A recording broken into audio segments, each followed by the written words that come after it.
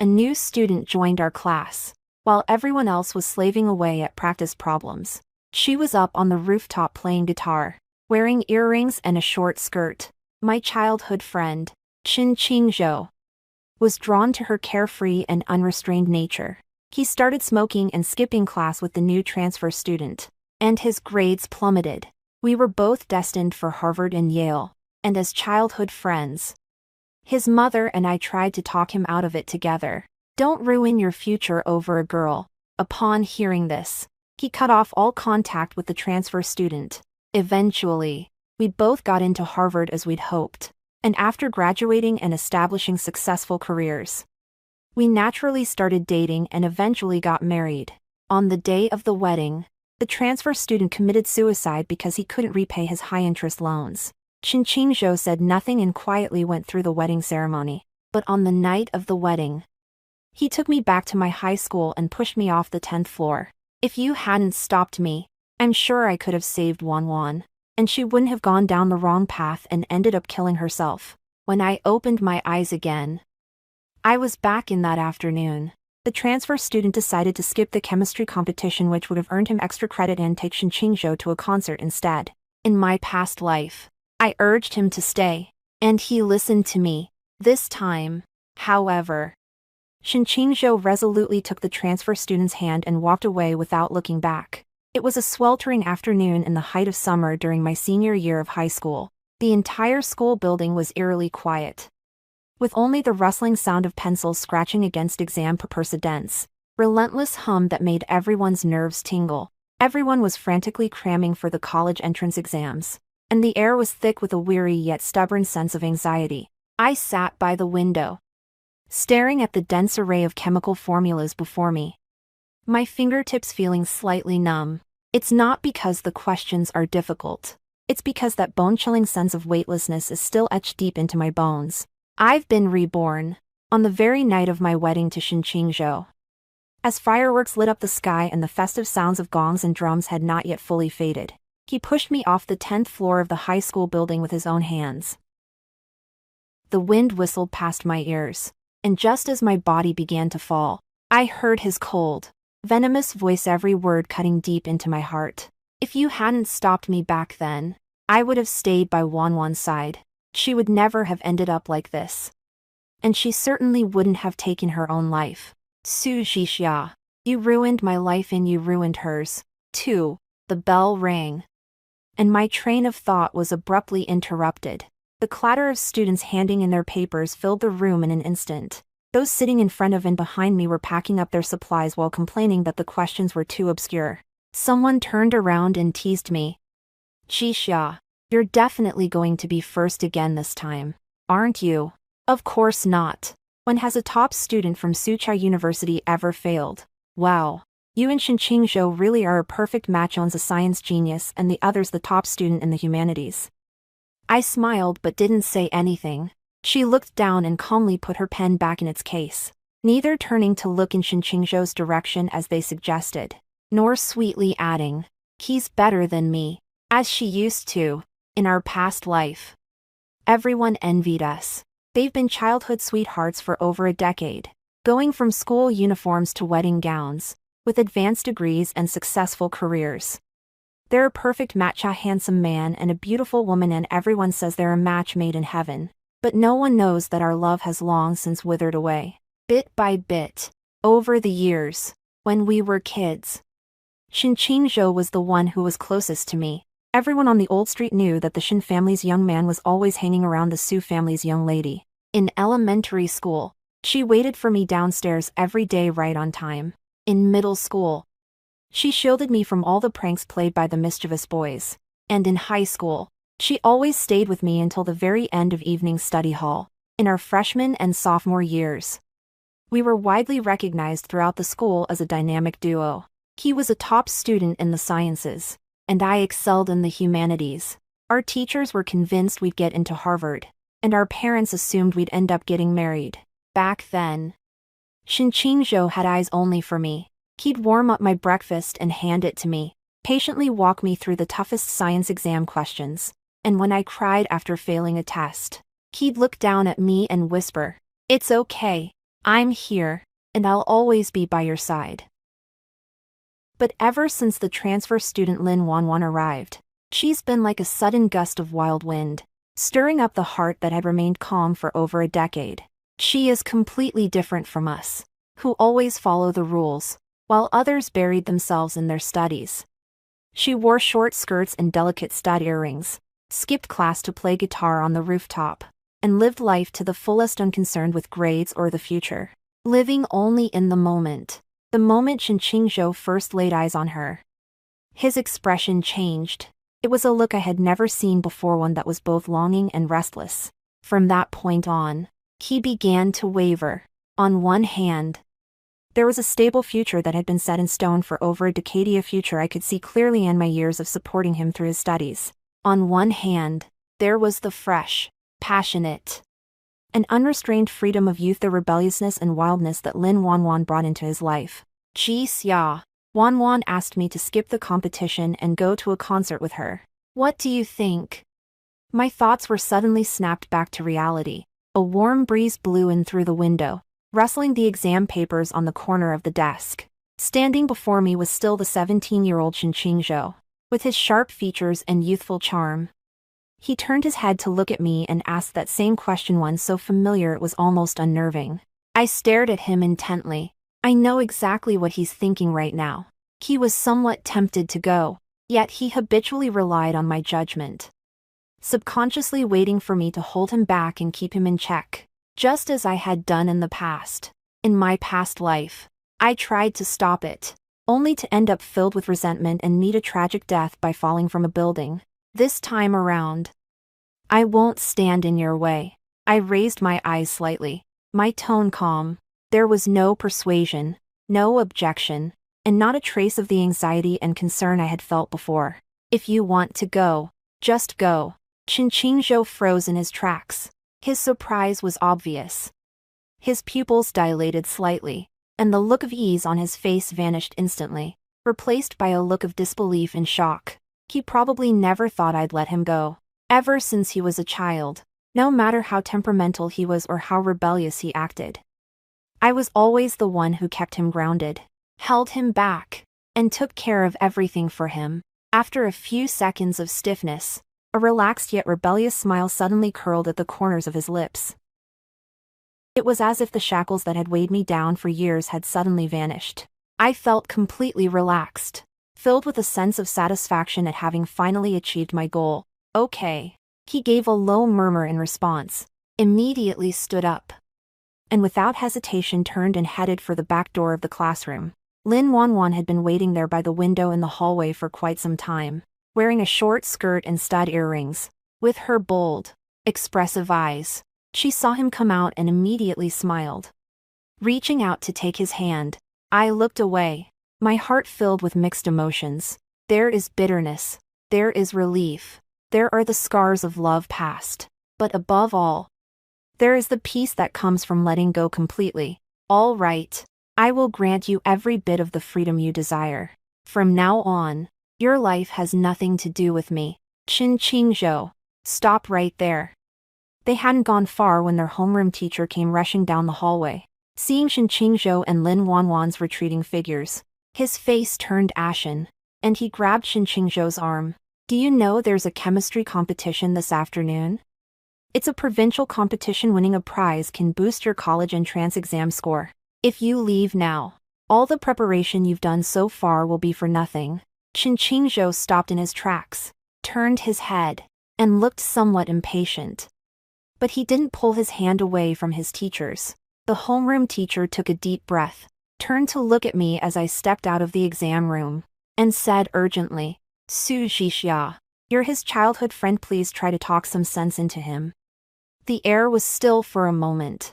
The students coming and going in the hallway all slowed their pace, casting subtle glances our way. Everyone's expectations were only natural for over a decade. Everyone had taken it for granted that I was the only one who could talk Shen Qingzhou out of it. Just me. I looked up at Shen Qingzhou, who was standing a few steps away. He was looking at me, too. That look was complex, containing a hint of deeply concealed probing, as well as a touch of something he himself might not even be aware of. Anticipation. He was a completely different person from the figure who had just walked away without looking back. He waited for me to speak up and stop him, just like I used to. I opened my mouth. But before I could say a word, Qingzhou suddenly smiled. There was a strange sense of certainty in that smile, as if he had known all along what I was going to say and had already prepared his defense. Su Zhixia. He called out my full name. His voice wasn't loud, but it rang clearly in the ears of everyone present. You don't need to say anything. I know what you're going to say. But this time, I'm not going to listen to you. He paused, a look of profound complexity flashing across his eyes as if he were resisting something all too familiar to him. Not everything has to be done the way you think is right. After saying that, he didn't look at me again. He turned, took Lin Wanwan's hand, and walked away without looking back. I stood there, watching their backs disappear around the corner of the staircase. The gasps and whispered comments around me all seemed as if separated by a veil. My heart suddenly started pounding. It's not because he left. It wasn't because he embarrassed me in front of the whole class. But it was because of what he said. This time, I won't listen to you. This time, I clenched my pencil case tightly in my hand. A thought so absurd it was almost laughable welled up from the depths of my heart. Qingzhou has also been reborn. On this day in my past life, fate took its first turn. It was the same afternoon, in the same stifling classroom. He turned his head to look at me, his eyes and brows betraying a young man's hesitation, along with a hint of anticipation he couldn't quite hide. Ji Xia. Wanwan asked me to skip the chemistry competition this afternoon so we can go to a concert. What do you think? Back then, I was too young, too focused on my future, and too desperate to hold on to the perfect future we had together. I frowned and earnestly tried to talk him out of it. Don't go. The competition can earn you extra points, and the college entrance exam is crucial. You can't mess around. He was silent for a long time. It wasn't that he didn't love me back then, nor was he just trying to be rebellious. He was simply torn between two choices, and my attempt to dissuade him was the final straw that crushed his restlessness.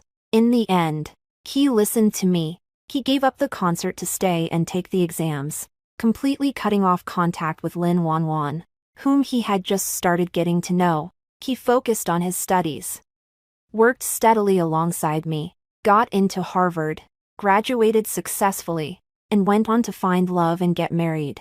Everyone thought this was the best possible outcome. Only Qingzhou himself remembered it for a lifetime and resented it for a lifetime. He didn't say anything, but it stung him deep down. In the monotony of his daily life, he couldn't help but think about the concert he never got to attend. In the dead of night, he would dream of Lin Wanwan playing the guitar on the rooftop back then. He would dream of her smiling and saying, "I'll set you free." He would dream of that unrestrained youth he had let slip away. When he woke up and saw me sleeping soundly by his side, all he felt was emptiness and boredom. He felt that marriage was like a fortress that had trapped him. He felt like I was a chain that was tying him down. He began to find himself thinking, what if more and more often what if he had gone to that concert? What if he had stayed by Wanwan's side? Would his life have been more exciting, more free, and more dramatic? He forgot that no one had ever held a knife to his throat back then. He chose it himself. He was the one who gave up the concert, gave up Lin Wanwan, chose a stable life, and chose me. But people don't want to blame themselves. It hurts too much to blame myself. It's much easier to blame others. So he started resenting me. He blames me for stopping him back then, for being too sensible and too cautious, for tying him down to the right path, so that he never once let loose in his entire life. He blamed all the mundane, trivial, and tedious aspects of our marriage on me. He treated all the frustration, stagnation, and mediocrity in his career as debts I owed him. Later, he heard that Lin Wanwan had dropped out of school, drifted from place to place, fallen into debt with loan sharks, and, with no way out, had taken her own life. That thorn, which had been lodged there for years, pierced his heart completely. He began to lie awake night after night, endlessly scrolling through Lin Wanwan's old photos and posts. As if under a spell, he felt he could have saved her. He felt that if he hadn't listened to me back then, he would have been able to set Lin Wanwan on the right path. She wouldn't have fallen so low. And she wouldn't have died. He never asked himself, even if he had gone to that concert back then, would he really have stayed by Lin Wanwan's side all along? Did he really have the power to change her life? Or would he have just been another mess for someone else to clean up? He didn't ask. All he could think was, "You ruined my redemption." It was I who stopped him. It was I who ruined his life and took Lin Wanwan's life. He hated him with a vengeance, and he had every right to. It seems as though, from start to finish, he was nothing more than an innocent victim who was manipulated. I gathered my paper and pen and walked into the exam room alone. I remained completely focused throughout, writing with ease as I confidently recalled all the key points I knew by heart. When the results came out, I successfully earned bonus points for the provincial competition, giving me even more confidence heading into the college entrance exams. Just as evening was falling, my phone rang unexpectedly. It was Mrs. Shin. The moment the call connected, a wave of suppressed anger came crashing down on me, laced with anxiety and a sense of self-righteous indignation. "Geez, ya, what's gotten into you today?" Qingzhou skipped class to go wild with that girl. The teacher even came to see me. "Why didn't you stop him? You've known each other since childhood, and he listens to you more than anyone else. You're just standing by and watching him ruin his education. Why don't you do something about it?" In my previous life, I would have panicked, blamed myself, apologized endlessly, and rushed to find Shin Qingzhou to plead with him to come to his senses. Back then, I was more than willing to worry about him and shoulder all the pressure for him. I organized his admission tickets for him, kept track of registration deadlines for him, made sure he met the deadlines for every exam, stayed up late helping him review key points, and dealt with all his mom's reminders. They take care of every single detail. It's as if his life is my responsibility, his future is my KPI, and every misstep he takes is my failure. Looking back now, it really was none of my business. Why should I take responsibility for the life of someone who doesn't even care about his own future? But now, hearing these words, I just feel exhausted and find it all rather ridiculous. I spoke in a calm, measured tone. "Auntie, I'm just his childhood friend. I'm not his mother. I have no obligation to manage his life or bail him out for the rest of his life." There was an instant silence on the other end of the line, followed by heavy, labored breathing. I didn't say another word. I just hung up. The moment my phone screen went dark, the emotional tie that had bound me for over a decade snapped completely. All the tenderness, indulgence, concern, and favoritism of the past are now null and void. From now on, I will live only for myself. The day after the competition ended, the weather was still bright and blinding. After lunch, I walked out of the lab building with my books, planning to go to the library to work on some practice problems. The early summer breeze swept through the camphor grove, causing the branches and leaves to sway and casting dappled light and shadow. The path was filled with students hurrying back to their classrooms to study, each wearing the unique look of tension and exhaustion characteristic of seniors. Only the tree-lined avenue nearby seemed out of place. Chen Qingzhou rode his skateboard with one hand casually in his pocket, his school jacket slung loosely over his shoulder. Looking both carefree and defiant, Lin Wanwan had her arm around his, her head resting on his shoulder, smiling as she spoke to him, her earring glinting in the sunlight. The two of them chatted and laughed, completely lost in their own world. Carefree and radiant, it felt like two completely different worlds compared to the oppressive atmosphere of senior year. The moment he saw me, Chen Qingzhou stopped his skateboard. He walked toward me, his expression deliberately cold and defiant, as if he were trying to draw a clear line between us. He stared into my eyes, his tone tinged with the awkward stubbornness of a teenager. "Su Zhixia, I'm warning you, don't ever try to control me, lecture me, or restrict me again. You've meddled enough in the past. From now on, my business has nothing to do with you." As I looked at his young, stubborn face, A faint sense of melancholy flitted through my mind. He never used to talk to me like that before. When I was a freshman in high school, I took a sick day because I had a fever. He was on edge all day long. And as soon as school let out, he rushed over to see me, awkwardly bringing me medicine and cooking porridge for me. During the track meet, I fell while running the 800-meter race. Without a word, he rushed over, picked me up, and carried me away looking even more distressed than I was. Back then, the tenderness was real, the affection was real, and the way you looked at me was real too. But people change, hearts drift, and obsessions become twisted. I suppressed the flurry of emotions churning inside me, looked up at him impassively, and replied with a single, decisive word. Okay. No arguments. No pleas to stay. No explanations. Qingqing was momentarily speechless. He was ready to argue with me, ready to fend off my pleas, and even ready for my indignant questioning. But my abrupt refusal left him speechless. A flicker of panic crossed his eyes, but it was quickly masked by stubbornness. Lin Wanwan, standing beside me, gave a soft chuckle, looked up at me, and spoke with a touch of flippant indifference. It's so exhausting to bury yourself in books day in and day out. Youth is meant to be lived on your own terms. Trapping yourself in books and following the rules your whole life, how boring is that? Hey, sis. Wanna come hang out at the bar with us tonight? No sooner had the words left his mouth than a crisp, composed figure stepped up beside me. It's Qin Shubai. Yesterday, outside the exam hall, we happened to be seated next to each other. As I was leaving after turning in my exam, he called me over and said there was another way to draw the auxiliary lines for the last problem. We compared our answers in the hallway and found that our thinking was surprisingly in sync. As we chatted, we decided to go to the library together today to work on some practice problems. We're not exactly close, but we get along really well. Qin Shubai stopped in his tracks and stood firmly in front of me, his expression gentle but his tone carrying an unyielding detachment.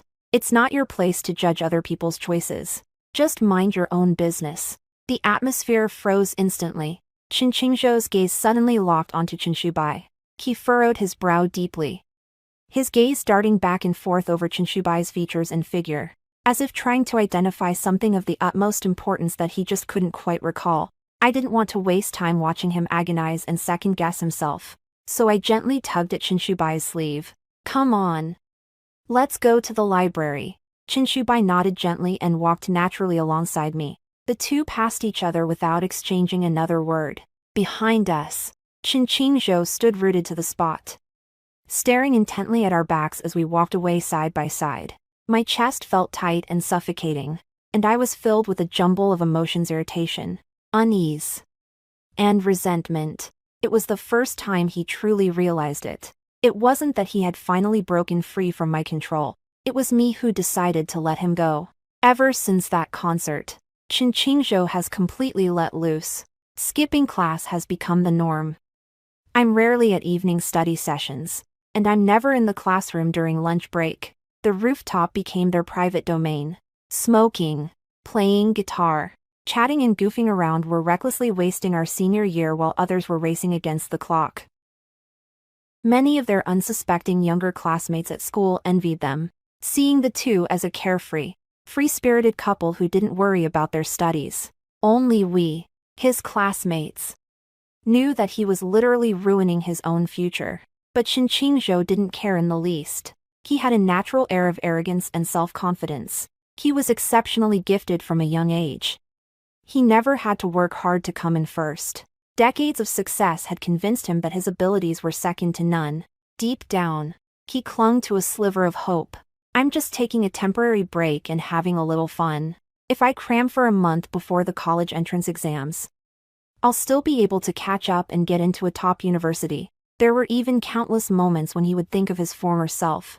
In his previous life, he was obedient and kept a low profile, studying diligently and following the traditional path. He was admitted to Harvard, built a successful career, and enjoyed a life that went smoothly. But he lived his whole life in such a rigid and dull way. In this life, he wanted to experience a carefree youth for once. He was certain that in the end he would still turn things around. Still achieve both fame and fortune, and make up for the freedom and passion he had lacked in his previous life. He even felt a hint of pride. I thought I could have the best of both worlds. When the results of the first midterm exam came out, his ranking plummeted from the top 10 in his grade position he had consistently held to somewhere around 120th place. The moment the report cards were handed out, the whole class erupted in an uproar. As soon as the bell rang, he stood right next to my desk, holding that glaring report card. The hallway was bustling with people, all of whom were stealing glances. He leaned against the wall, casually waving the test paper in his hand, his eyes betraying a deliberate air of defiance and bravado, even a touch of childish show-off. Su Jixia. Did you see that? I didn't even study hard, just took the test casually. And look at the results. Don't think you've got this in the baggy, just don't feel like taking the test. If this were my previous life, I would definitely be anxious. I'll immediately sit him down and go through each of his mistakes with him, one by one. I'll sternly remind him of how important senior year is, stay up late to help him review key concepts, and patiently urge him to focus. In the past, I truly valued his future more than my own. It hurts me more when he does poorly on a test than when I do, and I get more anxious when he takes a wrong turn than when I stumble myself. I was like a tireless ferryman, pushing him toward the other shore stroke by stroke, afraid he might drown along the way. But right now, I just feel exhausted. I looked up and gave him a casual glance. Yeah, I'm sure you're better than me. Good luck.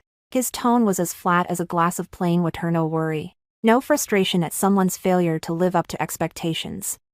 Not even disappointment. At least disappointment implies you still care. I don't even care anymore. I looked away, closed my workbook, stood up, and walked right past him.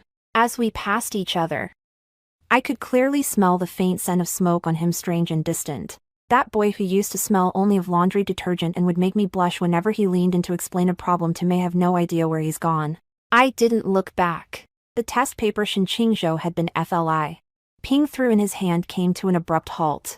The smile on his face froze instantly, and all his bravado and smugness vanished in an instant. He stood there frozen, watching my impassive figure walk away without a single glance back. And for the first time, a wave of intense panic washed over him. No, it wasn't like that before. In the past, even if he took just a small step backward, I would get anxious, worry about him, and nag him. Even if he acts out of spite, I'll still comfort him gently. I would never be so cold or ignore him like this. This complete indifference hurt him more than any accusation or argument ever could.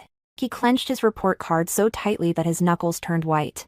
For the first time, a hollow sense of dread welled up inside me. He remained stubborn and refused to back down. But inside, he was already starting to lose his composure, while he continued to skip class and hang out with Lin Wanwan. He couldn't help but keep glancing in my direction, watching me quietly work through practice problems and memorize material, watching me move forward steadily step by step, stood in stark contrast to his sloth and decadence. He began to feel lost. At first, I wasn't sure if this gamble was worth it. Yet the memories of his past life's success and fame stubbornly propped up his pride. He told himself, "It's okay. I'm sure I'll win in the end. Time flies, and the first mock exam is here." This is the first large-scale formal standardized test for senior high school students, and the results will largely determine the outcome of the college entrance exams. In the exam room, everyone had their heads down, writing furiously, their pens never stopping. Only Shinqingzhou, pen in hand, could not sit still. The exam paper lay spread out before me, covered with dense rows of questions that were unfamiliar and obscure. He could no longer recall the formulas he once knew by heart. He struggled even to read the instructions for complex problems he used to solve at a glance. And on the comprehensive science exam, large sections of the paper remained blank, with no idea where to begin. All that idleness, skipping class, and self-indulgence had completely drained the reserves he had built up over the years. He bit down on the end of his pen, a thin sheen of sweat beading on his forehead. As the faint glimmer of hope in his heart crumbled away bit by bit, the number of questions I couldn't answer kept growing. And my panic kept mounting. He barely managed to hang on until the end of the exam. On the day the results were announced, the school-wide list was posted in the lobby of the academic building. I'm holding steady in the top 3, maintaining my position and performing flawlessly. Meanwhile, Qingzhou's name plummeted to well over 300th place. Just barely made the cut for the top-tier universities.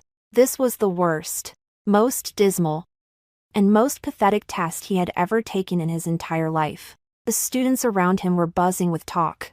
Everyone could see that the former prodigy had fallen from grace. He clutched the thin report card, his fingertips trembling violently, his face pale. All the pride, arrogance, and complacency in my heart were instantly shattered. With tears in his eyes, he blocked my path at the corner of the hallway as I walked by. The boy's eyes were filled with panic, confusion, and anxiety, as well as a hint of resentment he didn't even understand himself. He stared intently at me, his voice trembling ever so slightly. Su Jixia, do you know something? He wasn't asking me. He was just checking. From that afternoon on, everything became utterly bizarre. I didn't try to talk him out of it. I didn't stop him, and I didn't cling to the hem of his shirt to keep him from leaving, like I used to. I let him skip class, let him go to concerts, and let him live those days he called freedom. He thought he had broken free from his shackles and was finally breathing fresh air. But later he realized that what he had thought were shackles were actually the ropes keeping him from falling off the cliff, and I was the one who let go first. What baffled him even more was that I didn't seem surprised at all. Every time he fell, every time he failed an exam, every time he pushed his life one step closer to the abyss, I remained unmoved. No heartache, no anxiety, not even a single "I told you so." That calmness didn't seem like that of a childhood friend who had been let down. It's as if someone had read the script in advance. It feels like I knew all along that he would end up like this. It was as if I had foreseen his downfall long ago. So I distanced myself early on, gave up early on, and cut myself off completely. He finally realized what was happening and panicked. I looked up at his reddened eyes, my expression calm and impassive. What do you know? He opened his mouth, his throat convulsing violently. But he couldn't get a single word out. He couldn't say, I can't say I remember being the top scorer on the college entrance exam in my past life, or that I had a bright future ahead of me, or that my life was supposed to go smoothly. Talking about something as absurd as reincarnation would just make people think you're crazy. All my doubts, fears, and resentment were bottled up inside me, with no one to confide in. He stared intently at me, trying to find in my eyes a trace of old affection, a hint of reluctance, or a spark of regret. But there was nothing, only utter indifference and a detached calm. I didn't linger. I sidestepped him and walked straight out. Qingzhou froze in his tracks. As the wind ruffled the hem of his robe, a sense of regret welled up within him for the first time. It seems like I really did make a mistake. The mistake was being too arrogant. The mistake was being too greedy. The mistake was not trusting in years of stability, but instead choosing to gamble on an illusory freedom. But this remorse wasn't enough to make him change his ways. He still clung to a sliver of hope. There was still time. There were still the second and third mock exams. I could still turn things around. The disappointment from the first mock exam kept Qingzhou in line for only a few days. On the eve of the second mock exam, he crammed for a few nights, and thanks to his remaining natural talent, his rank improved by a few dozen places, bringing him back to the middle of the class. That tiny bit of progress was enough to make him feel on top of the world again. All remorse vanished into thin air, and hope once again filled my heart. He was once again convinced that he had simply been out of practice for too long and that with a little effort, he could get back on track. No need to rush, we'll have plenty of time to step it up for the third mock exam. He kept telling himself this over and over again, trying to numb himself. So, he fell back into his old ways, skipping class, skateboarding, going to concerts, and hanging out with Lin Wanwan. I still do all that just as much as ever. The textbooks were still brand new. the exercise books still blank, and he had squandered the most precious time of his senior year. As for me, I've fully settled into my own peaceful senior year. I no longer let anyone distract me, nor do I worry about anyone else. Day after day, I practice problems, review my work, and build my knowledge, steadily moving toward my goal of getting into Harvard. Chinshubai always seems to show up just when I need him. Quiet, gentle, and reserved. He'd bring me water when I got tired from doing practice problems, accompany me to the cafeteria, and walk back to the dorm with me after evening study hall. He never overstepped his bounds or bothered me. He just quietly stayed by my side. Countless times, Qingzhou saw us walking side by side from a distance. Every time, his expression would instantly darken, and a tangled web of bitterness, irritation, and jealousy would well up inside him. He looked at Meth Girl, who used to revolve entirely around him, only to find that he no longer held a single place in my heart, and that someone else now stood by my side.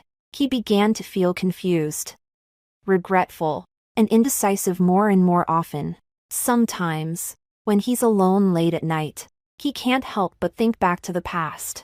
I think back to those nights when I patiently sat with him as he worked through practice problems, to the thick stack of notes I organized for him, and to how he used to be the center of my world. It's really great, stable, reliable, always with someone to catch you when you fall, always with someone who favors you. But when he thought of his dull, monotonous life in his previous incarnation and of Lin Wanwan's tragic end, forced himself to suppress his regret. He stubbornly told himself, "I'm not wrong.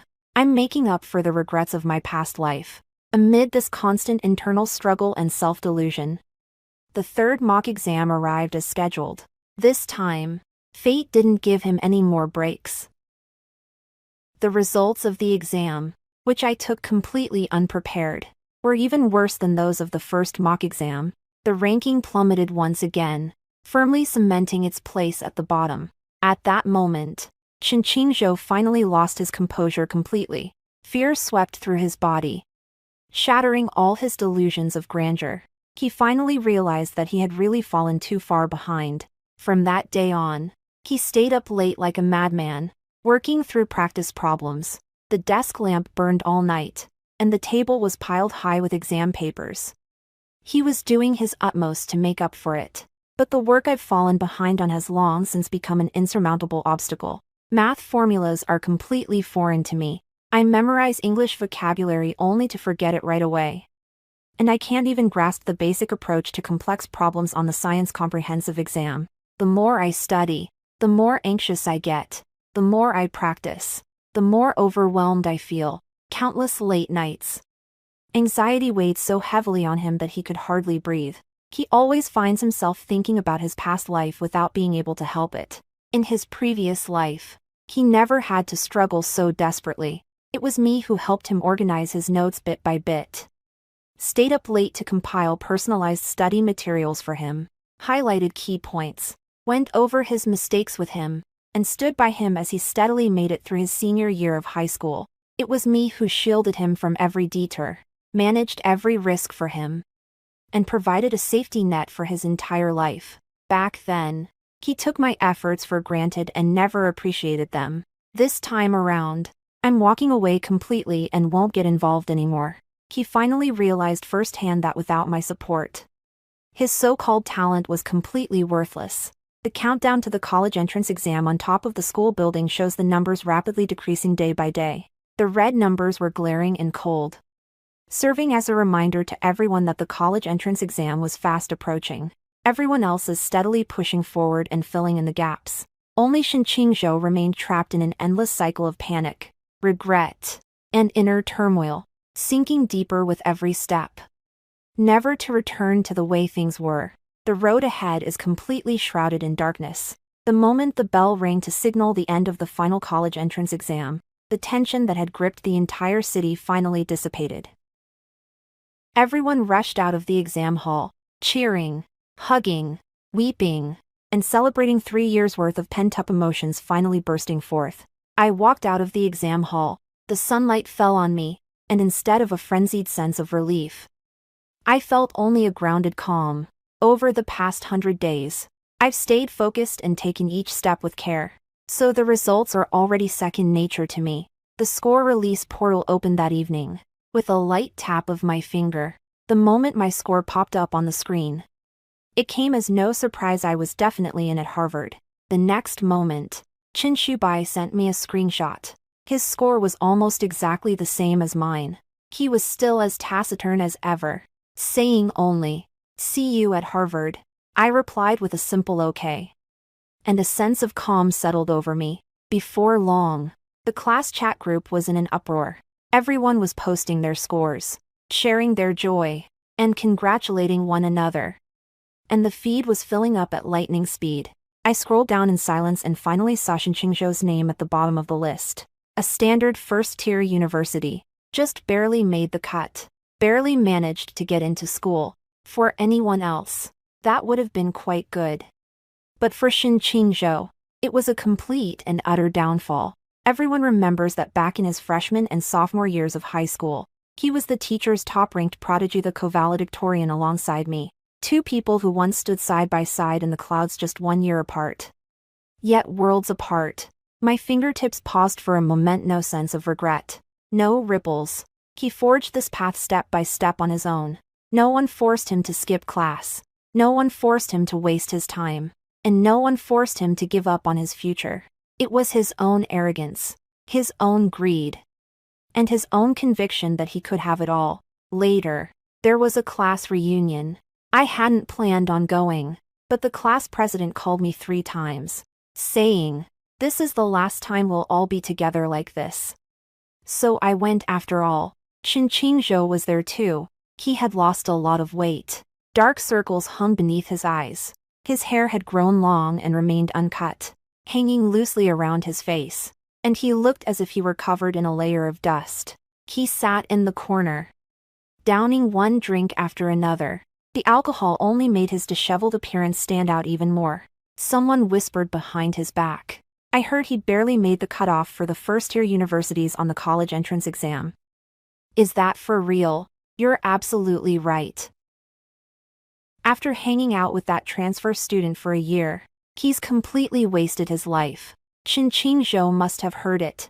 He suddenly stood up, glass in hand, his face flushed from drinking, laughing heartily so loudly that the whole private room could hear him. So what if it's just 1 book? I'm still awesome even with just 1. Let me tell you, a degree is just a stepping stone. The people who really get things done rely on vision and courage. His words began to trail off into gibberish as he spouted off those trite platitudes he didn't even believe himself. As if reciting from a script. No one replied. There was a moment of silence. Then someone gave an awkward smile and looked down to continue eating. I smiled too, but didn't say anything. Let's hope so. In September, when the school year began, I started at Harvard. A spacious campus, a concentration of top students, a rigorous academic workload, and a whole new life, clean and bright. I have completely left behind all the struggles, all the obsessions, and all the heavy burdens of my senior year. Chinshubai was there too. We were in the same college, although we weren't in the same class. Our buildings were right next to each other. During our freshman year, we spent our time together in the library. He sat across from me, so quiet it was as if he weren't even there. It was only when he occasionally slid a peeled tangerine across the table that I realized he was still there. During our sophomore year, we teamed up to compete in an innovation and entrepreneurship competition. He wrote the code while I drafted the business plan. We pulled all-nighters for an entire semester and ended up winning the National Gold Award. Our junior year project finally got off the ground, and we registered a company. He handled the tech side, and I handled operations. We built the business from the ground up. And when we secured our first round of funding, we each had a bowl of beef noodle soup for 18 yuan at a small restaurant outside the school's south gate. He said, "Things will only get better from here." And I replied, "Yeah, it's not about earth-shattering romance. It's about taking steady steps forward. Every step counts." And that was when Shinchingzhou's life truly began to fall apart. After he got into a regular first-tier university, his mindset became completely warped. He is forever trapped in the memories of his past life. He remembered being the top student in the city, remembered the prestige of his prestigious university, and remembered his high salary after graduation, his successful career, and how everyone envied him. So he looked down on this ordinary university, looked down on his hardworking classmates, and looked down on the steady path of academic study. He is convinced that it's not that he's not good enough, it's that the platform isn't good enough for him. He always felt he had a vision ahead of his time and was destined for greatness. He thought studying was a waste of time and that starting a business was the only way to turn his life around, while his roommates spent their time in the library, cramming for exams, and studying for certifications. He skipped class every day to go out and look for projects and investors. He brags to everyone about his broad horizons and promising future, painting a picture of a pinthesky future. But reality is the cruelest of all. With no prestigious university to back him up, no connections, no resources, and no ability to get things done, just a head full of arrogance and impatience, no one was willing to trust him. Rejected time and time again, hitting a wall time and time again, returning home dejected time and time again, after struggling for half a semester. I haven't accomplished a thing. After much persuasion, I finally managed to convince a small, inexperienced investor to part with 50,000 yuan. It didn't take long for the other party to realize he was all talk and no action. So they pulled their investment and walked away the very next day. The project fell through completely, and we even ended up in a small amount of debt. My dream of starting a business was shattered, and I was instantly overwhelmed by pressure. Meanwhile, Lin Wanwan was living a carefree and laid-back life at vocational school. She's still just the same as ever, playful, boisterous, and in need of company. What had initially struck Shen Qingzhou as a free-spirited and passionate personality had now become his greatest burden. He was anxious, irritable, in debt, and uncertain about his future. Every day felt suffocating, but Lin Wanwan didn't understand the pressure he was under. She continued to bombard him with calls every day, acting cute and throwing tantrums, demanding that he play with her, go shopping with her, and stay up late chatting with her. For the first time, Shen Qingzhou felt annoyed, utterly annoying. He began to grow weary of the very freedom that had once led him to abandon his future without a second thought. On countless late nights, he would be torn between two conflicting feelings. He'll recall the peaceful and smooth life he led in his past life. Remember the winters when I helped him work through practice problems. Recall the thick stacks of notes I organized for him. And remember how I always stood firmly by his side. He has had moments of regret. It really does. Even if only for a moment. He admitted he had made the wrong choice, but the regret was short-lived. It was quickly suppressed by the obsession deep within him. He told himself obsessively, in my past life, I was successful. I just never got to experience a carefree youth. Once I get through this rough patch, I'll make a comeback just like always and I'll still be better than everyone else. He refused to accept that he was finished. So he kept putting on a brave face, kept pushing through, and kept deceiving himself. Late one night, I was fast asleep. A voice message from an unknown number popped up on my phone. It was Shen Qingzhou, sounding drunk. His voice was hoarse and despondent, thick with a nasal tone, unable to hide his breakdown. Su Jixia. Why didn't you stop me back then? I woke up, opened it, and listened to it. No heartache, no emotional stirrings, no hint of rekindled feelings. I just find it ridiculous. In my past life, I did everything I could to stop you, but you hated me for the rest of your life and pushed me off a building. In this life, I let you go to set you free. Yet you still ask me why I didn't stop you. Human nature is always greedy. I just deleted the voice message without replying. I won't put up with his indecision one more time. My college days were clear and bright. My company and Chenshubai's company secured our first round of angel investment and moved into a startup incubator near the school. Although I'm still in the early stages and busy from morning till night, that feeling of moving forward and upward is both grounding and energizing. Every now and then, I come across posts on my social media feed from old classmates showing off their graduate school acceptance letters, job offers from top tech companies, or visas for studying abroad. Everyone seems to be charging full steam ahead toward their future. Meanwhile, Qingzhou's life was visibly going downhill. My business venture was a complete failure. My debts kept piling up. My studies fell completely by the wayside, and my friends gradually drifted away. The aura of genius he once possessed has been completely shattered, leaving behind nothing but restlessness, overconfidence, and a short-sighted pursuit of quick success. Ambition cannot match ability, and desire cannot fill the void of reality. Little by little, he abandoned all his principles and became selfish, despicable, and unscrupulous. But I never imagined he would fall so far. On a rainy day in early winter, the entrance to Harvard was shrouded in mist and rain. When I walked out of the school gates after class, I saw a girl in the distance, soaking wet and looking a sorry sight, crouched by the side of the road, shivering. It's Lin Wanwan. Her hair was soaking wet, with strands clinging to her face. Her makeup was a complete mess, with her eyeliner smudged into 2 black smears. Her clothes were covered in mud and dirty water. She looked as if she just crawled out of a garbage heap. She crouched there, hugging her shoulders, her whole body trembling like a leaf in the wind. The moment she saw me, her eyes welled up with tears. She opened her mouth but couldn't get a sound out. And then she broke down in tears. "Xia, I have nowhere else to go." Her voice was so hoarse it was barely audible, as if she had been crying for a long time, or shouting for a long time. For a moment, I felt a pang of pity and bent down to help her up. Her hands were as cold as ice. I took her back to my rental apartment.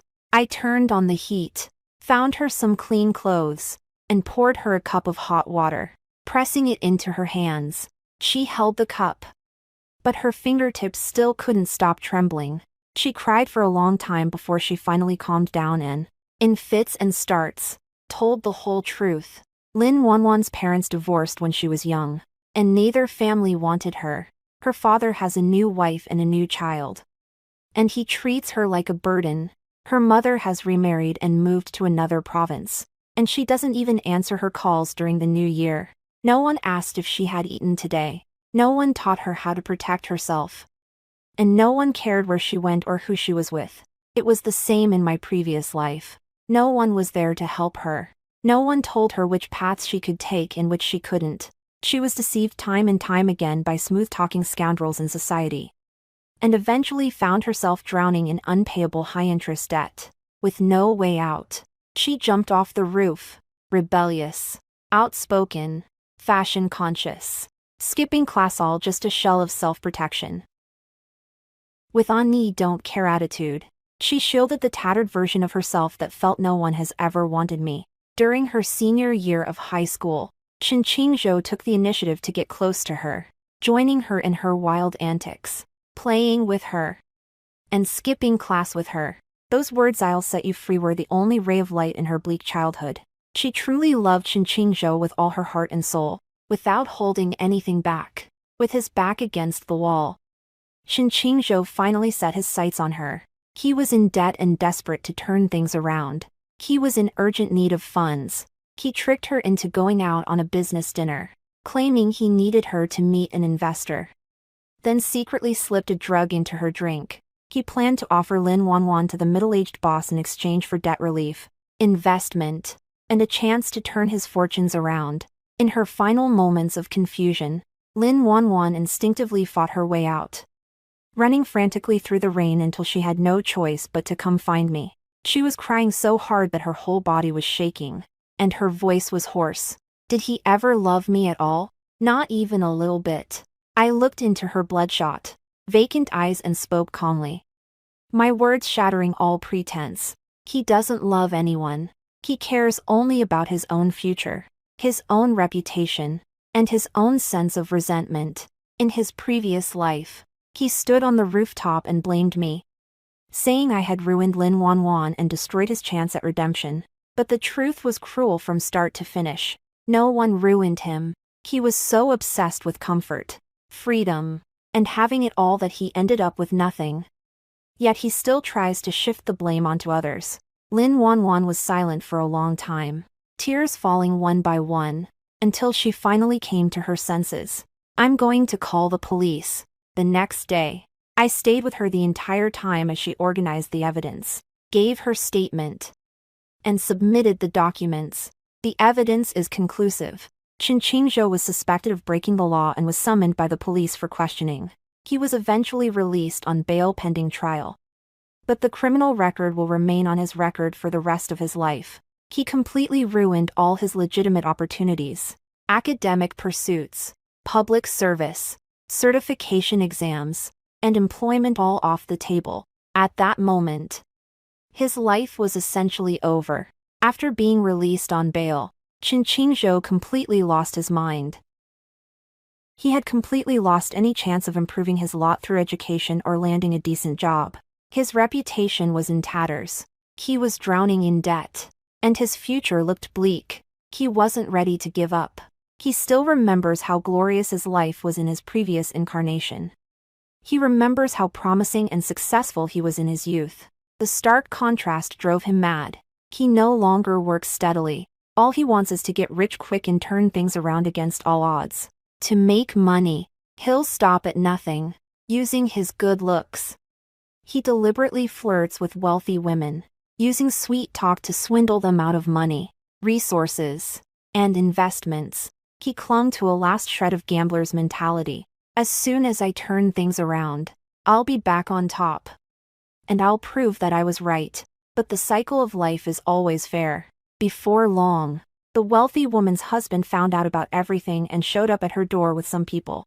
In the chaos of the battle, Chen Qingzhou had both legs broken, subsequent wound infections, persistent high fever, and a series of complications led to his immediate admission to the intensive care unit, where he was in critical condition on several occasions. The day I heard the news, I took some time off to go to the hospital. It's not that I'm soft-hearted, nor is it nostalgia. I just want to see with my own eyes what becomes of the person who pushed me off the 10th floor and resented me for the rest of their life. The pungent smell of disinfectant in the ward was overpowering and oppressive. The once handsome and spirited young man now lay in bed, his legs wrapped in thick bandages, his face pale and gaunt, his eyes sunken, looking utterly forlorn. The moment he saw me, a flash of light suddenly burst from the depths of his lifeless eyes. It was like grasping at a last straw. He struggled frantically, ignoring the tearing of his wounds, clutching my wrist with a frenzied, savage grip. His emotions completely shattered as he screamed, Why, Su Jixia. In my past life, I was the top scholar. My career was a success. I had everything. Why do I have nothing in this life?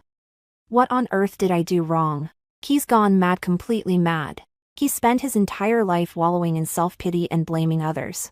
He has always felt that it was my interference back then that robbed him of his life. I quietly lowered my gaze to watch his frantic, disheveled appearance, and all the lingering traces of old affection, youthful regrets, and fragmented pain in my heart were completely erased.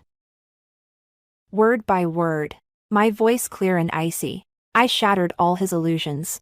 "Because I've been reborn, too." Chen Qingzhou's whole body stiffened suddenly, and his pupils contracted to the size of pinheads. He was trembling all over and stared at me in disbelief. "On the night of the wedding, on the rooftop of the 10th floor of the high school, you pushed me down yourself. You blame me for standing in your way, for ruining Lin Wanwan, and for destroying your so-called free life." I slowly pulled my wrist back and watched as the color drained from his face in an instant. "In this life, I've never stood in your way. I didn't try to talk you out of it. I didn't interfere. And I didn't bail you out. I let you go down every path you wanted to take. Chen Qingzhou, what happened to you today is entirely your own doing." The moment those words were spoken, the last glimmer of light in his eyes faded completely.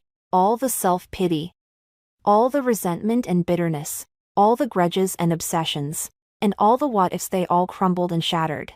He finally understood. It wasn't me who ruined him. It's not that fate is unfair. It's not a regret of youth.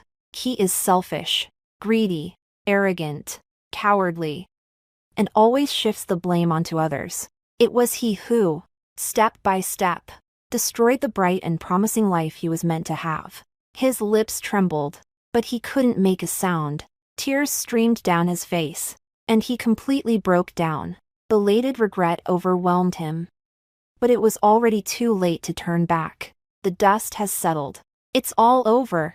Qingqingzhou was left with a lifelong disability, burdened by a criminal record and massive debts, trapped in endless regret and darkness. With no chance of turning his life around for the rest of his days, he will spend the rest of his life tormenting himself with thoughts of I could have. He got what he deserved. As for Lin Wanwan, she had completely left her rebellious and naive days behind. She came to her senses, turned over a new leaf, and withdrew from school to retake the entrance exams. For a whole year, she buried herself in her studies, desperately trying to make up for lost time. With sheer determination, she defied the odds and was admitted to a reputable university. Before school started, she asked me to meet up with her. She's changed a lot. She no longer wears short skirts or those sparkly stud earrings. Her hair is pulled back into a neat ponytail, and the sharpness of her once defiant gaze has faded, revealing the gentle person beneath. She bought me a bubble tea, and the two of us sat on a bench in the mall's atrium, chatting casually. As they talked about the future, she suddenly smiled, her eyes crinkling with a touch of shyness. Jixia, I heard your company with Qinshubai is doing really well. It's going okay, just getting started, I said. She bit down on her straw, as if she'd mustered up a lot of courage. Well, once I graduate from college, if your company is still hiring, I'll send in my resume and you'd better give me a leg up. As soon as she finished speaking, she started laughing, but as she laughed, her eyes began to well up. I know she wasn't joking when she said she'd pull some strings. She was telling me that she was moving on. I laughed too, and replied earnestly, okay, I'll be waiting for you. She nodded vigorously, held back her tears, and didn't say anything else that sounded overly sentimental. As she was saying goodbye, she took a few steps, then turned back, waved at me, and called out, Mr.Su, wait for me. The noise was so loud that a lot of people in the mall turned to look. I couldn't help but laugh out loud. She was just a poor soul who grew up deprived of love and went astray. From start to finish, she was never the one who truly ruined everything. My life has taken a turn toward complete brightness and openness. Qinshubai and I went from sitting side by side in the library during our senior year of high school to spending every waking moment together during our 4 years at Harvard. He is gentle, calm, and reliable, and he always stands firmly by my side. He won't drain me, he won't control me, and he won't blame me for his own failures and regrets. What he gave me was unwavering affection, steadfast companionship, and a future built on mutual commitment. We went to grad school together, graduated together, and have been steadily building our careers together. Life is simple and peaceful, and every year is a joy. I have finally and completely emerged from the shadow of that turbulent youth, a time of love and hate, and a lifetime of resentment. In my previous life, I devoted more than a decade of my youth to supporting someone else's life, only to end up falling to my death from a building and being slandered. In this life, I let others go and redeem myself. I will no longer sacrifice myself for anyone, clean up after anyone, or bear the burden of regret for anyone. I walk my own path and follow my own light. The road ahead is clear, and everything looks bright. I have finally arrived at the glorious rest of my Lifia life all my own.